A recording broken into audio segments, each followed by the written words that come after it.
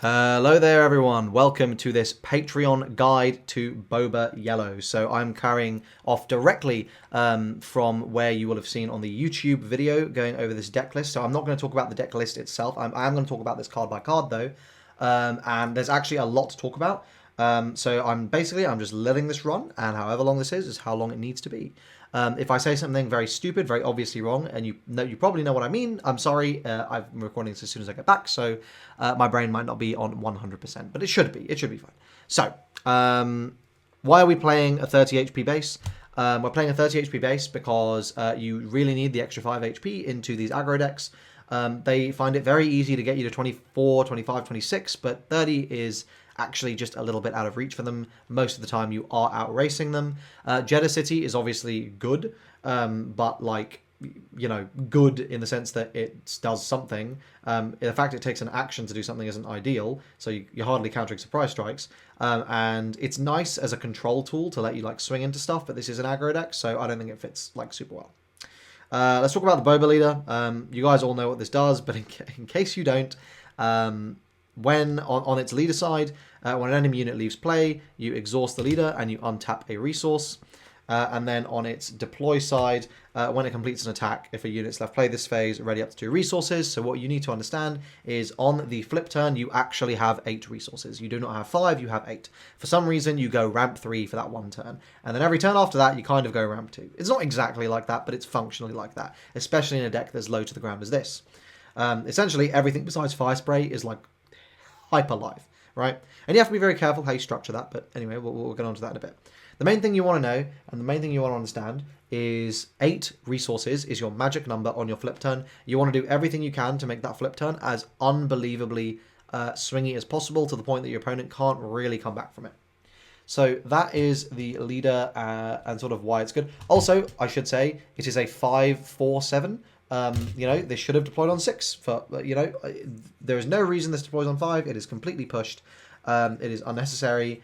And yeah, there you go. Okay, so Greedo. Why are we playing Greedo? Greedo is forms the suite of 12 turn 1 plays. You absolutely must see a turn 1 play. The only time I didn't see a turn 1 play, I got creamed. It would have helped. It really would have helped. Especially into aggro. So missing a turn 1 play sucks. These cards are good in 2 different matchups. It depends on which one you want to see. The matchup you are playing will dictate which one you want to see. So Greedo, it's a 3-1 with a when defeated to deal damage to a ground unit. Depending on the aggro deck you're playing, Greedo's really, really good game 1, unless you're against, if you're against like a villainy aggro deck. So basically Boba Yellow, the mirror. If you're against any other aggro deck though, he's terrible. And the reason he's terrible is because if your opponent, like if for example, your opponent, like you have the initiative and you just slam down a Greedo, your opponent can just go, okay, cool, Sabine, I'm going to blow out your Greedo, right? Or if your opponent has initiative, you just can't play Greedo into Sabine. It's going to get blown out. You're going to be able to do nothing with it.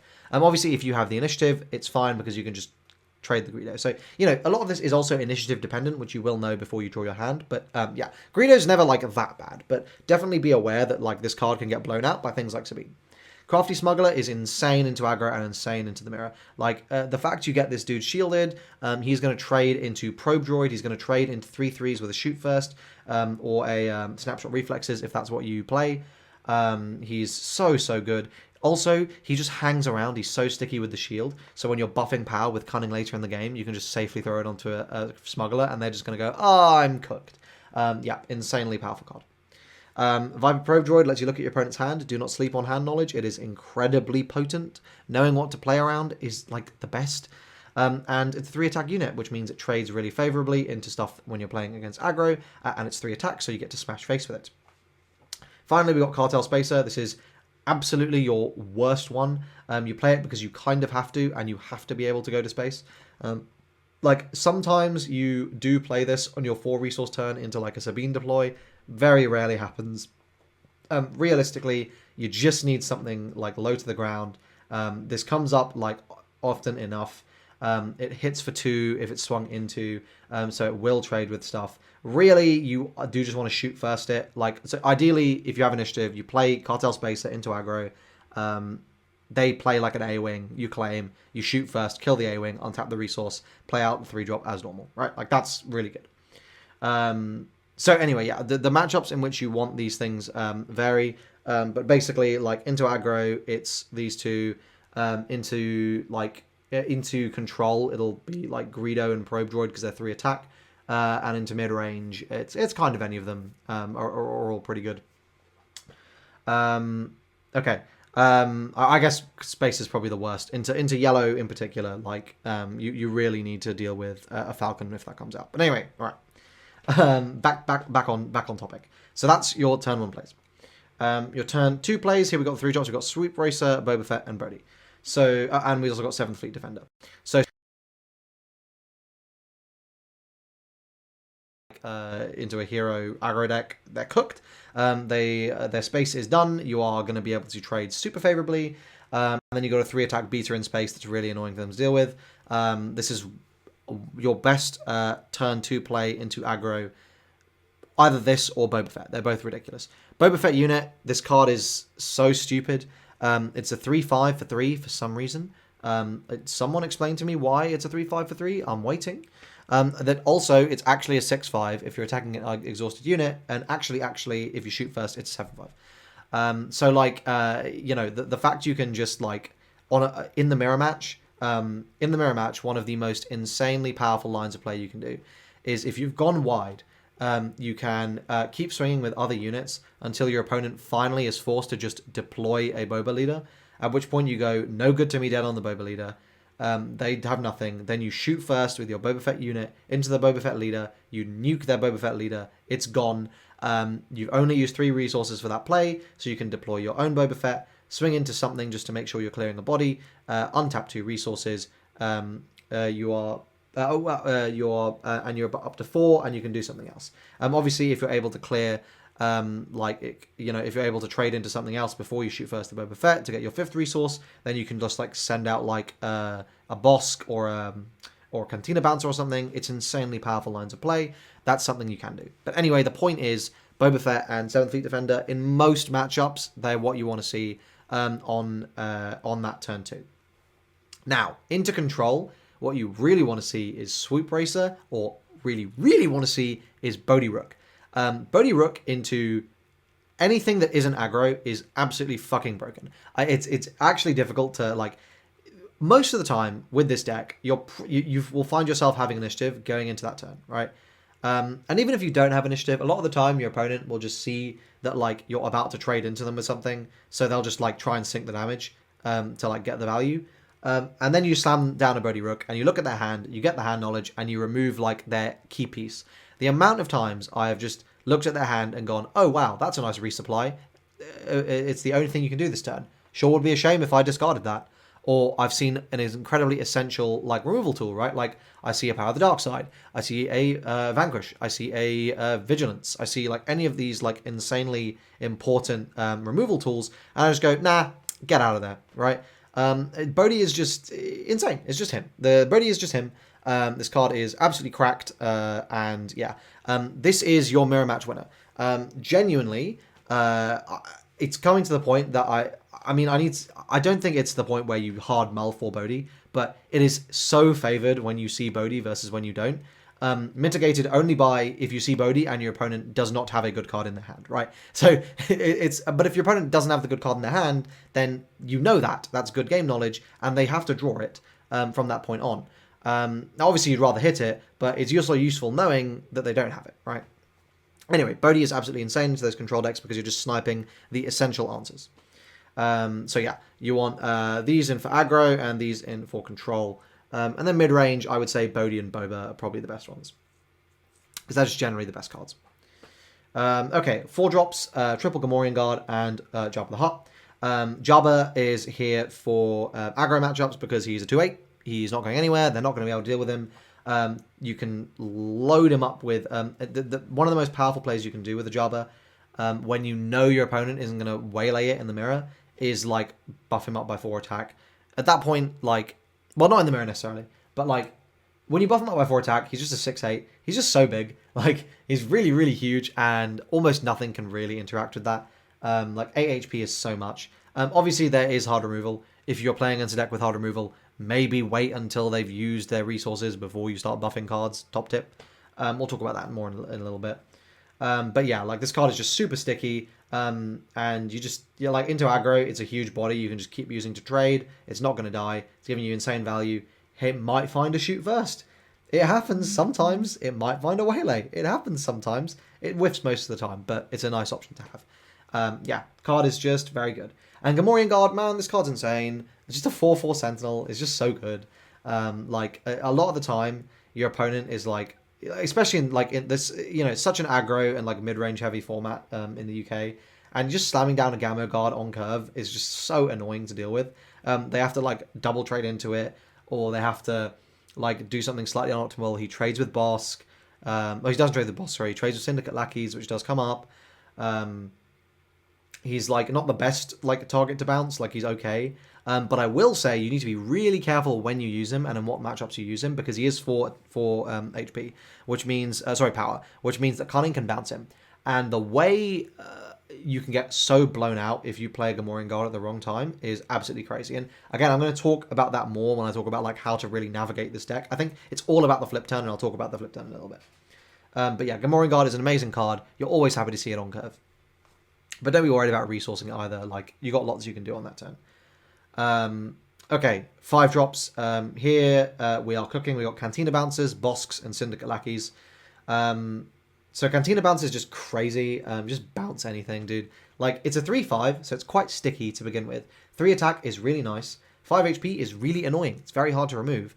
And it just bounces anything. You guys know that's crazy, right? Like, you guys are fully aware that it's absolutely insane. It instantly brings your Boba Fett ability live. So you're definitely getting the untapped 3. You're establishing a body. It's just really, really strong. Bosk is a 4/5 ambush, which also just turns all your events into like board nukes. It's very, very strong. Syndicate Lackeys is a 5/4 ambusher without the Bosk effect, but it does come in at 5 attack, and that is relevant for aggro decks, in particular Sabine, because it just kills Sabine and stays alive, which is huge. Whereas Bosk can't do that. Fire Spray, you guys know Fire Spray is bullshit, right? Like, you are all entirely aware that Fire Spray is crazy. I don't think I've actually ever used its action to exhaust, because it just comes in and you just swing 5, and the next turn you swing 5 again, and usually you've just closed out the game, because that's 10 damage. It's hard to deal with 10 damage. Yeah, it's just really, really rough. I think that's basically all there is to say on this stuff. Onto the events. So the events we play in the main, it plays a lot of events, so you do always have to be wary about that. I'm going to just take this side and put it away for a moment, just so you can see all this.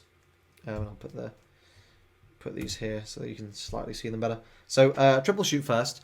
I think there is a genuinely very compelling argument to be made on shoot first and snapshot reflexes. And I think it's symmetrical, because so shoot first is you attack with a unit, it gains +1 for the attack, and it deals its combat damage for the defender. So you're getting really advantageous traits. Depending on the decks you're seeing in the format, right? Like, that can be absolutely cracked. And shoot first is obviously always insane with things like Boba Fett dealing with the leaders. With Crafty Smuggler, you hit 3, you keep your shield, you're still at 2/2, it's so good. With things like Cartel Spacer, then being able to hit 3 in space, which is really, really valuable. Swoop Bracer being able to hit 5 on the ground. Gamorrean Guards being able to hit 5 on the ground. Jar being able to hit 3. It's really, really strong, right? Like, don't get me wrong. The advantage of Snapshot Reflexes is you don't always use shoot first to trade. Sometimes you just use it to pump and you use it to swing face. And in those situations, Snapshot Reflexes is strictly better because it's a permanent +1/+1. So I think there is a place for Snapshot Reflexes, and it is awkward. I don't know how you would fit them both in, to be honest. I think you kind of have to. I think you really should try both and see what you like more. I tried both. I liked shoot first more, so I went for shoot first, but I just put a Snapshot Reflexes in the side. Originally it was in the main, and last minute I pivoted out of it, just because I really just because I wanted to see will it come up where I just like jam it in and I just like swing for game like a bunch. And it came up occasionally, but shoot first just feels really, really nice, and it is searchable off Java where Snapshot Reflexes isn't. No Good to Me Dead. This card is absolutely broken into certain matchups. So if you see a Boba leader or a Han leader or a Chirrut leader, so any of the mid-range leaders, no good to me dead, instantly wins you that matchup. Like, if you have it, it's just GG. It's very hard for them to do anything into that. You just cook them. Against other decks, it is less good. You don't necessarily need it, but sometimes it's just like buys you time. It just lets you do silly things. I have to say, this and Cunning are the mirror winners, right? Like, whoever sees more of these is usually winning, and that's why Bodhi is the mirror winner. Because if I'm sniping your Cunnings and you're no good to me deads, I'm removing your essential key pieces. I know for a fact it's one less you have, and I know for a fact you don't have it at the moment. You have to draw another one, and you've just lost a card from your hand. Bodhi doesn't like say draw your opponent draws or anything like that. So yeah, just super strong. And yeah, like no good to me dead. It's a complete matchup swinger. You can take them out, right? Like if you don't actually need them into some decks, in which case you just take them out and you play more units, right? Or play more whatever is useful. Surprise Strike, this card's bullshit. You just deal 3 extra damage for some reason. Yeah, the amount of games you will just win. Like you just sit there and you go, okay, cool, yes, Surprise Strike for game. There's nothing your opponent can do. There's literally nothing your opponent can do. You go so wide in this deck, you always have like 2, 3, 4 units on the board. Like your opponent just physically can't deal with all of them. And like, yes, they might be able to clean up some of them after 1 or 2 swings have gone through, and that can sometimes be enough. But if you Surprise Strike, then it's not enough, right? Like it's just crazy how much value this card has. Waylay, this card in some matchups is absolutely ridiculous. In others, it is completely useless. Very rarely do you care about this card into aggro, I found. Like, sometimes, yeah, like, it's nice to have. It's never bad, right? Like, this is the thing. Waylay is never bad. But, like, most of the time, you want to use it on slightly bigger things. I found in the mirror, it can be extremely annoying. But not that good in the mirror either, really. It comes up. There are some cards that, like, if you waylay a Gamorrean guard, that's backbreaking. If you waylay a Jabba, that's backbreaking, right? Like, especially if you're doing it like on curve. If you're doing it like on the 4 resource turn, it's so strong to like waylay your opponent. If your opponent goes Gamorrean guard, you go cool, waylay the Gamorrean guard, untap a resource, play a probe droid or something. Like, you've just that's such a swing. You've just gone to your opponent and just lost their turn, and you go, oh yeah, also I have an extra 3 attack body for next turn. It's so good. But obviously you're playing this for like dealing with other big things, like this card into like, if your opponent like tries and plays like an Obi-Wan blocker or like the 4-drop space blocker, I forgot its name, and you just go, yeah, cool, waylay that shit. Just dealing with those blockers, it's so strong. Because remember, it bounces anything. Obviously, you do have a Cantina bouncer, but this is 3, fits into the maths of the deck really, really well. Again, we'll come to the maths in a bit. And finally, Cunning. This card is... I don't know what to say about Cunning, other than it's just broken. This card is genuinely broken. It is the best of the double aspects. It's not even close. Guys, ripping cards out of your opponent's hand is insane. Exhausting 2 units is insane. Giving a unit 4 attack is insane. Bouncing a unit is insane. Like, there is no situation where this card is bad. It literally does not exist. You sit there and you either like bullshit a win out of nowhere, or you set your opponent back so they can't like steal a win, or you just like basically end their turn. It's just nuts. 4 power or less is also a crazy high amount of power, actually. It hits everything relevant that you care about. It hits those big blockers. Like, it hits the Obi-Wans, it hits the Gamorrean guards. And this is what I mean, like, what can be so backbreaking. And we'll sort of... I'll talk more about that in a moment, because it's part of the math section, but know that basically Cunning, like, this card is... When you see Cunning, you're probably winning the game. The matchups where you don't see Cunning are the matchups where you might lose. The games where you might lose. But the games where you see Cunning and it doesn't get just like sniped out your hand, like, you're probably winning. In terms of the sideboard, I already talked about Snapshot Reflexes. Confiscates here for hard control. You don't even necessarily need to put them all in. But like, hard control is going to try and entrench your shit. And they're going to try and entrench their shit. Confiscating is really, really good in that situation. A change of heart into like big ramp decks and just the mirror as well. Like, if you change your heart, their fire spray, that is pretty backbreaking. That can just swing the game then and there. Yep, it's a nice card. I actually don't always bring it in, but I didn't bring it in. Sorry, but it is good in the mirror in theory. I'm not really sure what I would cut for it though. Bosk and Syndicate Lackeys. This is basically depending on the matchup which one is better. If Cantina Bouncer is useless, you bring them in and so on. 1 Soup Racer and 1 Jabba. Basically, like, choose which one is useful for the matchup, right? So if you're against aggro, out comes the Swoop Racer, in comes the second Jabba. If you're against the control, out comes the Swoop Racer, out comes the Jabba, in comes the Swoop Racer, right? Like, that sort of thing. Let's talk about maths. Because I think like the final thing I can really say in this sort of more detailed like analysis and explanation of the deck before we get on to matchups is about how absolutely you need to do with this deck is sort of the most important one, right? So sorry, my computer locked there. Okay. Every single turn where you are like removing something, you're cheating out an extra resource. Why does that matter? That matters for 2 cards. Talking about resources 2, 3, and 4.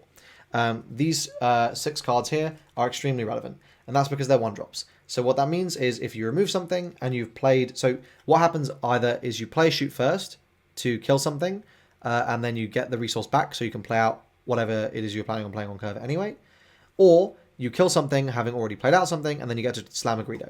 So that's what happens with these. And that is a really powerful swing. You get 3 extra attack on the board. You kill something, you get to maintain your body. It's very, very powerful. On the 5 resource turn, this is when the maths really becomes a thing. Because as I said, you have 8 resources. What that means is you can play any combination of a 5 and a 3, a 4 and a 4, a 3, a 3 and a 2, a 2, a 2, a 2 and a 2, a 4 and a 2 and a 2, a 4, a 3 and a 1, a 4, a 2, a 1 and a 1, 5, a 1 and a 1 and a 1, a 5, a 2 and a 1, a 5 and a 3. Like, all these combinations are extremely potent, and the most important thing is that you really try and get as much value as you can, whilst understanding that it's okay if you don't get full value if what you're doing is extremely good. What I mean by that is, like, don't hyperfixate on getting like the 1 extra resource if 1, it isn't really going to matter, or more realistically 2, if you're kind of going to like just win, like you're already you're doing it at the expense of doing something that's going to like win you the game. So a good example is like if optimally you just need to no good to me dead, and instead you choose to like play out a Bosk to try and like maximize your resources that turn, and as a result your opponent gets to deploy and use Boba because you don't get the untap in time. That's not worth it. That's definitely not worth it. You should maybe not do that. You should instead just keep trying to do actions that allow you to no good to me dead their Boba leader, right? Like, even if that means deploying your own. It's just like you got to do what you got to do. And that maths is so important. I really can't emphasize this enough. You need to play every single game. The first, like... So what you're doing, right? You're doing 2 things in the first... in the first 3 turns of the game, resources 2, 3, and 4. Your goal is to do 3 things, right? The first thing your goal is to do is to build a wide board, because that's how you're going to win the game. What happens is this deck doesn't really do much damage in the first few turns, and then on the flip turn and the 1 or 2 turns after that, it wins, right? It's not much build up and then just eruption, right? So that's the first thing you need to do. You've got to build a wide board. The second thing you need to do is you need to control your opponent's board to an appropriate extent, right? And that depends on the matchup, right? If you're playing against aggro, you really need to control their board. You've got to be very, very careful if you're playing like the Mirror or into Sabine or whatever, right? If you're playing against mid-range, you take advantageous trades, but generally you want to be sinking damage more and forcing them to trade with you, which they should be doing because they know you're the aggro deck. The final thing you need to do, and this is kind of the most important one, is you're sculpting your hand. You're drawing to a turn and you're resourcing something. Usually, it's pretty fucking obvious what you are going to play, right? Like, you're not going to have many options in the first opening turn. Resources 2 and 3, it's just whatever's in your hand, right? Whatever the 3-drop you see, whatever the 2-drop you see, you just play it, right? And you try and mulligan for the ones that are good in the particular matchup. What you're doing with the rest of your hand is you are looking at it and you're going, what can I do on my flip turn? And you need to do this, because otherwise you'll get cooked. It is all about the flip turn, because the stuff you can do on a flip turn is literally, like, I have done like 10, 15 damage on a flip turn, like, consistently, whilst simultaneously, like, nuking half of my opponent's board. Like, the stuff you can do is absolutely nutty. Like, you can really do so much, but you have to plan for it. You can't just, like, expect it to fall into your lap. You need to sit there and you need to make really hard resourcing decisions, understanding that actually, like, as good as this card is, it's not fitting what your flip turn is going to look like. it's not always going to be a perfect flip turn. Sometimes you really need to make the flip turn work. It's very rarely worth delaying to 6. I can't say I've ever had to do that, but sometimes that may need to happen, right? You need to get as much value as possible. Obviously, matchup like pending, right? I think I guess I've said enough about the flip turn, but just like get some reps in. You'll see what I'm talking about. Just play the deck a bit. You'll understand that it's really all about sculpting your hand for that flip turn. The first few turns are pretty obvious. They're fairly self-explanatory, really. And I think like the skill of a good Boba yellow player is like understanding what they need to do in those early turns, preparing their board, and then navigating the flip turn to the best of their ability. And whoever comes out on, like, if you come out ahead in that flip turn, you win most of the time. Okay, let's talk about matchups now. And basically, I'm just going to talk about, like, obviously, you'll have seen from the YouTube video, but this list is a little funky in the sense that it was main decked for best of 1. So I was playing a load of one-ofs that were, like, good into different things and hoping I drew them where appropriate. I'm just going to talk about matchups into broad strokes, or I guess into the most like prevalent versions, right? So into Sabine, be that yellow or green, you just need to outrace them basically. Sabine green is going to have better interaction with your board, but they're going to be easier to kill. Sabine yellow has worse interaction, but they have Spark of Rebellion and they have the Millennium Falcons, so those are pretty good. And against those decks, you basically just need to outrush them. You want to control their board in the first couple turns, and then on that flip turn, you just need to push them so hard that it kind of doesn't matter what they do, they're not really going to be able to come back from it. It's if you are able to just deal with Falcon, like that is so crazy. If you're able to just go 7th Fleet Defender and on the next turn just shoot first, kill the Falcon, that is everything you could possibly want. That's pretty backbreaking actually for Sabine to deal with, because they'll usually be spending resources keeping that Falcon there. Crafty Smuggler is absolutely always another one that's really bad into aggro, because if they play Sabine, they ping it down, they ping the shield off it, and then they smack into it, and the Sabine doesn't even die back. So against aggro, you really want to see these two. That's what you want to see, just because they can't get like blown out. Basically, like you're going to be able to get a trade, even if that trade requires like a shoot first. In Cartel Space's case, against like Sabine aggro. Other cards that are really, really good into Sabine aggro, Syndicate Lackeys, you want to side those in.